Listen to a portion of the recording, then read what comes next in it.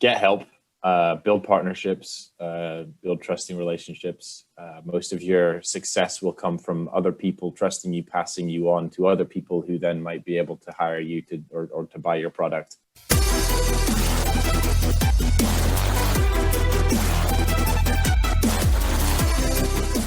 Hello and welcome to this week's episode of Student Enterprise TV, your weekly source of inspiration, practical tips, and nonsense to help you on your entrepreneurial journey. I'm your host. My name is Kallum with a K, and I'm joined by a very special guest today, David from TownRock Energy. David. Hello. Hello. How are you doing? Yeah, I'm good, thanks. I'm good, except I've been locked up for a week now because I was foolish enough to go for a quick trip to the Netherlands and isolating for 2 weeks. But there's plenty to do inside. Just feeling a little bit twitchy. I might start bouncing off the walls sometime middle of this week. We'll see.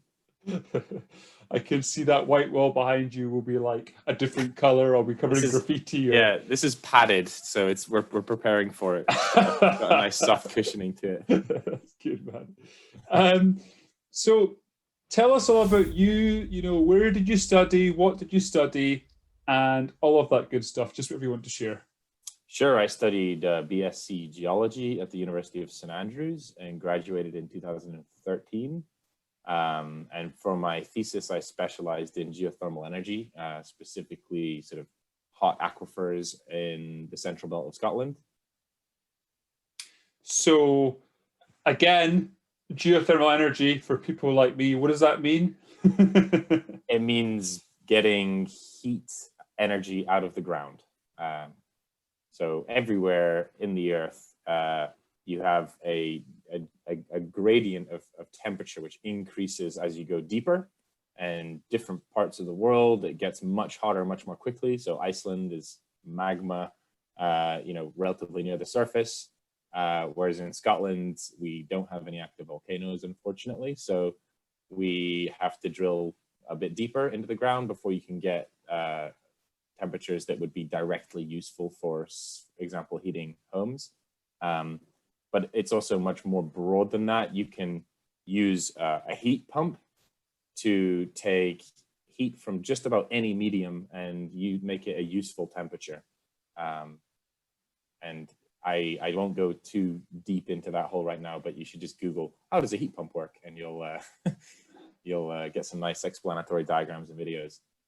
Thank you. Or we could also look at other videos on YouTube where they might feature your good self doing a certain rap along the lines of what it means, but I don't know. I'm just making it up, perhaps. Yeah, I think that might be more entertaining as opposed to educational. Yes, you can Google geothermal rap, and I will be one of the top videos on YouTube. Not that it has that many views, and it certainly doesn't merit that many views. We're joined by a YouTube sensation here. Who knew? And David's here too. No, I'm just kidding. So, David, rule number one: never insult your guests. Broken. David, changing gears. Then, do you come from an entrepreneurial background or an entrepreneurial family at all? No, my dad worked slightly actually. My dad not so much. He worked for one big corporate for his 30-year career, and worked his way up the corporate ladder, so to speak, and retired quite early, which was very nice for him. Since then, he's come on to help me build TownRock as a director and as a supporter at very, very early stages of the company, and now is still sitting on our board of directors and still comes in to work sometimes. But I would say I'm more the entrepreneurial driving force in TownRock Energy. My mom, however, does have her own business. She's got a small homeopathic medicine practice, and so she, whilst it's more of a passion project than orientated at profit, it's really she has lots of very trusted client relations that she's built, and she's managed her cash flow and managed her activities to kind of, I guess, have a sustainable and impactful lifestyle business. That's great. And do you think any of that inspired you to launch TownRock? Your mum's influence? I think she certainly played a role in supporting me with a lot of enthusiasm and believing in me that I could 100% do it if I decided to do it. I think my inspiration partially came actually from my flatmate, one of my really good friends who I was living with in my final year at university, while I was working on my thesis, and I had not really ever considered starting a business, even at that point, halfway through fourth year, even though I ended up setting up a business several weeks after I graduated. At that point, I hadn't really thought about it, but my flatmate set up a food truck. And he bought an old rackety van from London, drove it up, fitted it out with deep fryers, and started selling chicken wings at all of the university events, and turned our living room into a chicken processing plant. But kind of watching him go through that process of, taking lots of risk on, but having a lot of fun. And he ended up making a decent amount of money because he got a spot at the Fringe, and did sort of 6 weeks at the Fringe, which just is amazing footfall for a food truck. And so just seeing him kind of go through that and realizing like, well, if he can set it up like that, surely setting up a business isn't rocket science. It's something that anyone can just sit down and learn the different pieces of and start to do it. I think that's great then, that you had the support from your mother, which and presumably your father as well, is so important. Yeah. We both know that support is vital to either getting you started and or in this crazy lifestyle that we lead. It's so important. And then equally seeing someone else that you can relate to do it, and just sort of say, well, you can, either saying you can do it too, or watching them do it with their actions and you thinking, I could do that. So I think that's great. And that's something we hear quite a lot from other students and graduates. Absolutely, yeah. I mean, there's lots of great examples in Scotland of people who have set up a company on almost no budget, just with a lot of passion and putting in a lot of time, and they've worked out. And certainly seeing that happen firsthand helps. But hearing story after story of people doing it who you can relate to probably is the best inspiration you can get. So you're doing a good job, Kallum. Thank you, I appreciate that. Cheeky little that was not prescripted, that was not part of this arrangement, I hasten to add. Now, we know each other from the Edinburgh Business School Incubator, which is based at Heriot-Watt University. So I have a bit of an insight here, but tell us where TownRock Energy started, and you've already kind of alluded to it there, but where did you really decide, right, I'm doing this? Yeah, so I was inspired originally while I was doing my undergraduate thesis on geothermal energy in Scotland. Purely as a geologist, I realized that there's an enormous amount of renewable energy underneath us that is completely untapped. And I also realized there were no companies in Scotland that were really actively pursuing this. There was lots of academics and lots of really great research going on, but no one trying to make money from it. And so I just thought, well, there's a clear gap here to it. If nothing else, I can try and do this for a couple of years and get a couple of years experience that will then get me a better chance of getting a job in a sort of global geothermal energy company. But the real trigger for me starting it was a funding opportunity from the Scottish Institute of Enterprise, who put an email around all of the departments that had students graduating that year, and ran this sort of Young Innovators Challenge. And I was in that first cohort where I sort of developed a business plan, went to a boot camp, pitched to some dragons, and then I won a significant pot of funding to start the business. And so I think without that seed funding, I wouldn't necessarily have been able to take the leap, because when I first started exploring the idea, whilst I was capable of understanding the science, I had no idea where revenue was going to come from and how this was going to work as an actual business. And it did take about a year and a half before we started generating revenue, and that became really clear that we could do that for a variety of different clients as a consultancy and as a kind of research and development company. But without that seed funding, I wouldn't have been able to afford to support myself through that first year of information gathering and business model creation.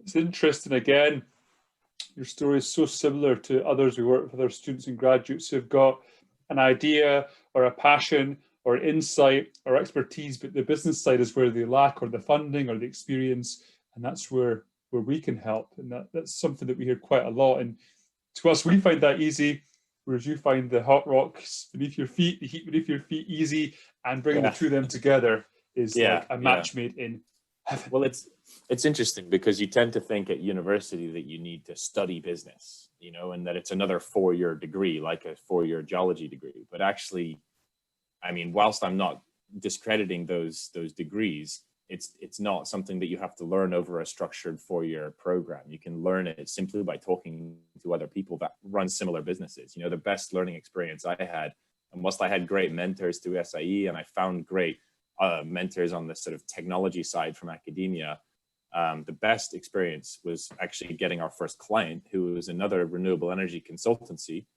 called Scene Consulting, and they do really awesome work, and they were 6 or 7 years ahead of where I was at that point, because they'd grown from a couple of people with an idea to then I think 7 or 8 employee consultancy. And they just sort of sat down with me and were like, look, this is your contract. This is how much you should get paid. This is the work you should do. And I was like, well, let me tweak this a little bit, but okay, great. And then they were like, you can adapt these for your own uses. And they kind of, like, if you wish, held my hand through that first client relationship, and therefore made me realize that actually getting clients and gaining their trust and giving them good value for money was something that I was going to be fully capable of doing. So important. One thing we always say, and you just echoed it there, is the best way to learn how to run a business is to run a business. Yeah. Everything else has its place, but really nothing prepares you for this like doing it.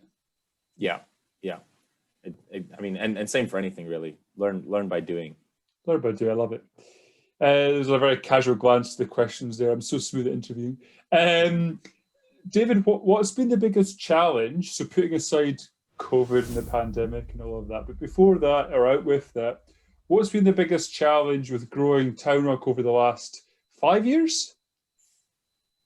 I guess just volatility. I mean, the biggest challenge with geothermal energy in the UK is there is no established industry yet. So client interest and funding comes in kind of cycles, and usually it's really dominated by government policy, which tends to change from year to year, and sometimes maybe doesn't follow what I would expect to be the most logical kind of decision-making process. So there was a lot of activity in sort of 2015. The Scottish government had a great program called the Geothermal Energy Challenge Fund, and that really helped us kind of get a few projects going, get a few big feasibility studies done, but then after that there was a sort of slowdown for several years. And so it's more just, I guess, and I'm sure it's the case for any like emerging market, that there's a lot of hiccups before the market really becomes established. And I'd like to think now, given the rapid kind of increase in demand for our services recently, and also for other companies in our space, our partners, that we're now getting to a point of a sort of tipping point, whether that's part of the green recovery that's now promoting kind of economic growth towards solving climate change as a way to recover from the coronavirus, or whether it's other drivers, for example, just greater awareness of climate change and a greater demand from clients and from their customers for them to be greener. But yeah, it's just that the challenge of forecasting really anything is probably so it's developed us to be relatively risk adverse when it comes to taking on operational expenditure, taking on full-time employees. We tend to work more of a subcontracting model, which just makes us much more resilient. We know, okay, we've got this much revenue coming from these different projects over the next 3 months. I need to hire a geologist, an engineer, and a hydrogeologist. Oh, and I can afford to build them into these projects on that basis, and they can do that work. And then if we don't have any work after the end of those projects, well, we don't have lots of overheads to keep supporting during that period. So hopefully we get to a point within the next year or so that we do have several large enough projects that can support full-time employees for a multi-year period. That's sort of my short-term goal right now. That's fantastic, David. Thank you for sharing that. I'm going to just take a look at the questions. Ruffle. You're doing very well. This is great. This is good stuff, man. I'm enjoying it. Standing desks are a great idea until you have to stand for 2 hours on end. Maybe you need a little treadmill you can bounce up and down on. That's what I need, or a seat. Yeah. One of the two. Seats are pretty great. This one like leans back, like multiple angles of comfort. Oh man. Yeah. So, what is your unique standing point or position? I've now lost track of anything we've asked. So, how are you different to your competitors, man? Stop stalling. So we're different in a broad sense. So we have competition from any company that's doing any kind of renewable heating and cooling project. So we have competition from biomass boiler specialists and hydrogen specialists and gas CHP consultants. So in a broad sense, our unique selling point is that we focus on geothermal and ground source heating and cooling. And we focus on that because it is the lowest carbons, or therefore the most sustainable type of heating and cooling system that's kind of available to the market right now. And it's also commercially ready. There's other more blue sky ideas out there, but it's ready to go. It's very sustainable. We like it, so therefore we support it. Within the geothermal space, I guess our unique selling point kind of has evolved a lot over the years.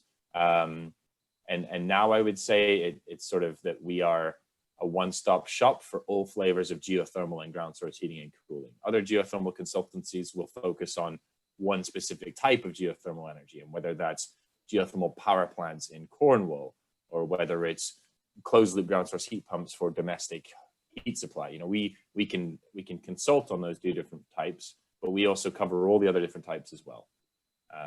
And we're even now, evolving into more of a, how does one use rocks to enable the energy transition? And whilst we don't have in-house expertise in carbon capture and storage, or for example, sustainable mining, we have partner companies that are able to provide that. And so we can, again, become more of a one-stop shop for sustainable rocks, if you wish. I like it. That was a very, very comprehensive answer. And something you said right at the start is a really, really great and important point. I want to kind of echo it and bring it back up.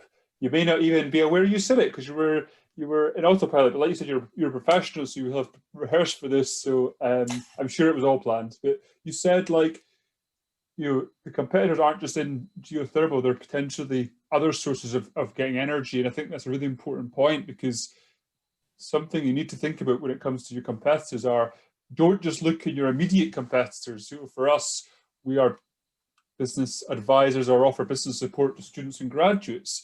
And we could be naive and put blinders on to think, well, our only competitors are other people who do that. But our competitors are, well, Google, or people doing it themselves, people not doing it.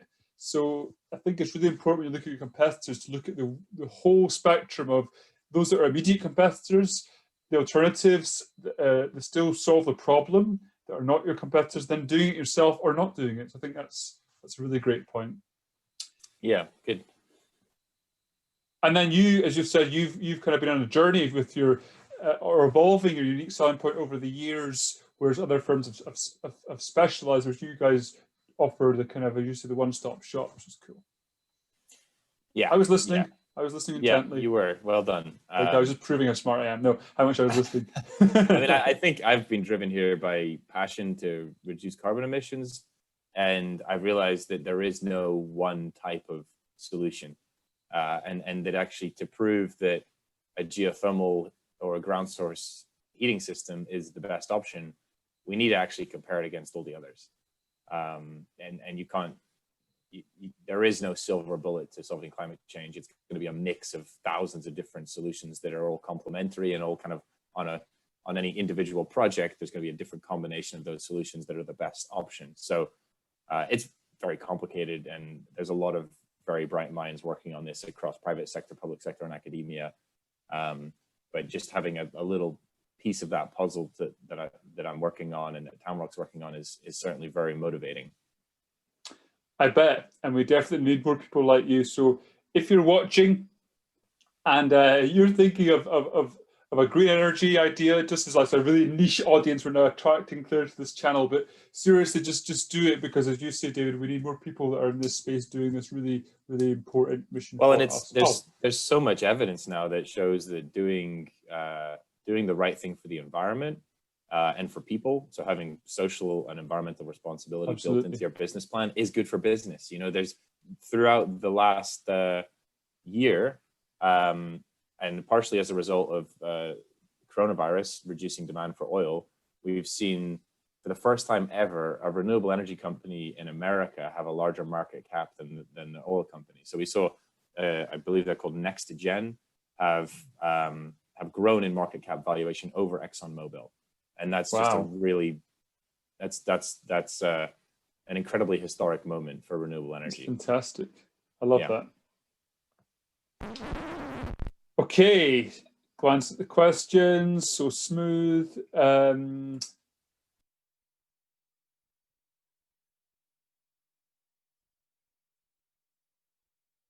David, you've touched on it a little bit, but tell us more about your target audience, your target customers. I know that you've been involved in various projects since I've known you and before that, but who do you tend to work with, and who do you like working with?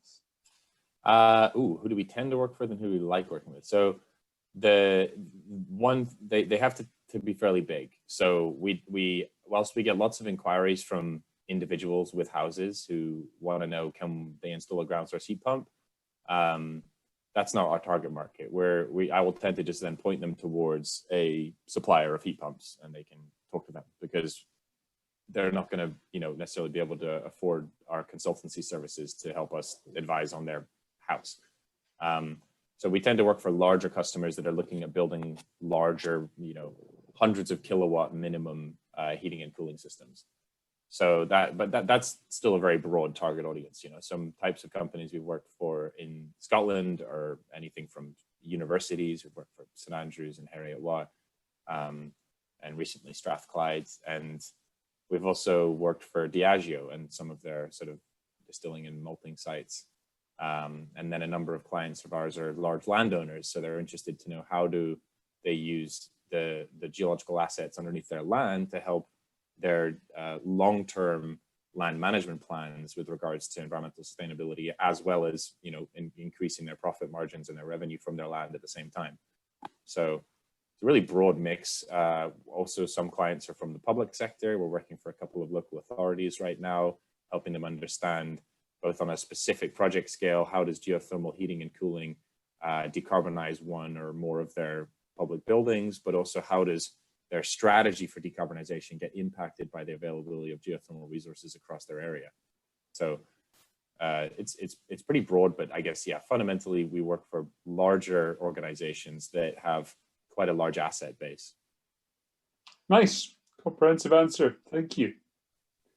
I can't not do comprehensive answers. What's that? I can't. I'm very bad at not doing comprehensive answers. You can set me a challenge to say, right, answer this question in one sentence. Okay, that's coming up next. How well do you believe that your university course prepares you for running your own business, or indeed your university? So interesting. I'm going to talk more generally here because I don't want to be too specific about my experience. Okay. And the university I went to, but I think a university education is fantastic for building up specialist technical knowledge. And I guess doing a science, I mean technical. Of course, you might do a finance one. You wouldn't call it technical, but let's say you get specific knowledge and you figure out how to be a well-referenced, well-researched, discussion and argument-orientated researcher, an academic. So I would say that has a lot of benefits because you can figure out when something is true or not. You can start to fact find, and you can use critical thought and your own critical judgment to understand how to solve a problem or how to identify an opportunity. What it doesn't really set you up to do is when you need to kind of be practical. You don't always have time and budget. In fact, you rarely have time and budget to do an academic piece of work when you're trying to, solve a real life problem. You generally have to try to come up with some rules of thumb or apply some rules of thumb and some assumptions that you've learned or developed yourself to come up with a rough and ready answer that has some uncertainty attached to it, because we need to be able to make decisions quickly. We can't ask a client to pay us tens of thousands of pounds every single time before we can give them a preliminary answer. You need to have a lot of answers up front, and then they'll say, oh, this sounds interesting enough, we can probably go ahead with a study now. And I don't think academia sets you up for that, aside from in a few niche cases. I did have several professors who were more practical and were quite useful at teaching us those rule of thumbs. And I think their classes set me up well for what I do now. But I guess there's general transferable skills that you learn that are very useful. And I think if you want to develop a business that has sort of any degree of, I guess, technical discipline, you probably need at least an undergraduate degree to hold credibility enough to run that business. But there's a lot of really great businesses out there that make a lot of money that are set up by people that don't have a degree. And I think that says something. Super interesting, right? Because we both went to uni, so it's hard for us almost maybe to appreciate not going. But I think for me, you've said it there, David, I think one of the biggest benefits of university is that critical mindset, the ability to challenge things, look at different viewpoints. And it was really drilled into me during my dissertation with my advisor, Dr. Dodd, about challenge everything. And I think for life and business, that's such a great mindset to have, especially in business. Who says I can't do that? Why are we only thinking this small? Blah, blah, blah. Always challenging things, I think, is absolutely critical. Yeah. Cool. Which brings us nicely onto the last question. For the millions and millions of students and graduates who are watching this episode of Student Enterprise TV, and they're thinking about starting a business, or maybe they're not, what advice would you have for them? Get help, build partnerships, build trusting relationships. Most of your success will come from other people trusting you, passing you on to other people who then might be able to hire you or to buy your product. So I think the most important thing is to get your messaging out there and to get yourself out there, be known as somebody who does a thing, and then the rest will likely organically happen. But layered on top of that is a critical amount of patience, because it always takes a lot longer than you think. And you're going to be always adjusting your timescales of accomplishing your dream, if you wish, or your various stages towards where your vision is. And that was pretty succinct. I mean, that was not quite a sentence, but that was certainly, in that territory. And I think you made a great point about things always take longer than you think, and things always cost more than you think. That's a guarantee right there, those two things. That's for sure. David, as ever, always a pleasure. Love chatting to you, man. Thank you so much for doing this. Thank you for giving up. There we go. Thank you for giving me a really good blooper. Thank you for giving up your time. What's that? Are you trying to compete with the scat man right now? There is no competition. Kallum of the K wins every time, hands down. All right, that's them fighting words. I hope that's fight over. That's it, done. Full stop. But thank you for your time, man. Your insights, your wisdom, your Davidness, all of that. Really, really appreciate it. Where can we find out more about TownRock Energy, please? What's your website and all that? Yeah, I mean, right now my LinkedIn is maybe the most up-to-date place.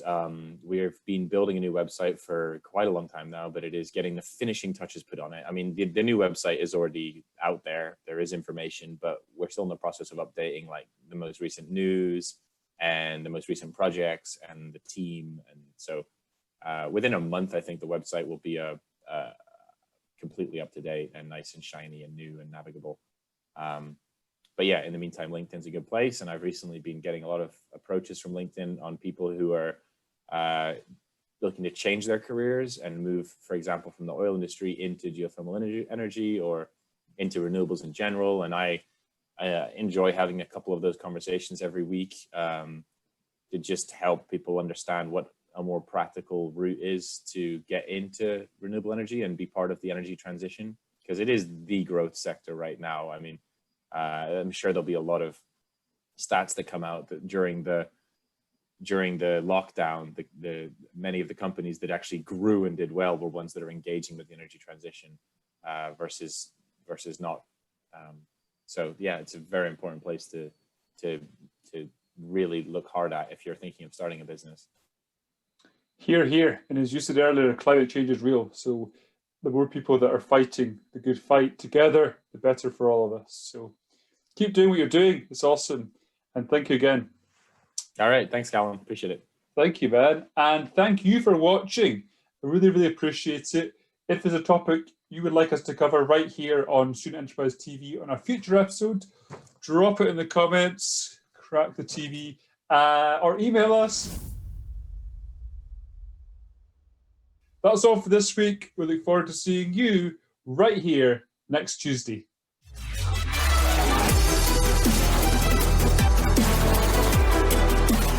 Okay, let's get back on to, so the next question coming up is, what is your unique selling point? Oh, wait, let me ask you, because we're waffling there, or we can just keep going because we're winging this, right? This is like car crash TV. Let's just. I don't know. You're winging this. I'm a pro, but yeah. I was just saying to put you at ease, which is like my main job for this whole thing. Perfect. I will do and say whatever I need to do to put you at ease, right? Well, you're doing well. I feel at ease. Thank you. Oh, I've asked the question now. This is going to be funny. Just keep all this in. We'll discuss the merits of standing versus chairs. That is so important. That was like my number one question to ask you today. But now let's ask. USP stands for unique standing position, right? It does today. Excellent. So yes, what is your unique standing position for TownRock Energy? I think I don't know. If I demonstrate, it's probably going to be off. Probably some sort of, disco move. I think that's nice. I like that. That was some awesome. sort of power move. You need a power move to like get yourself ready for that big scary conference call. Is that what this is? No. Is that what you were doing all morning to get ready for this? I'd like to say so, but more like the important conference calls that I'm getting paid to do. But yeah. Wait, we're not paying you? We're not paying you? If you are, then suddenly let me get my posturing right and let's do it. Am I getting paid for this now?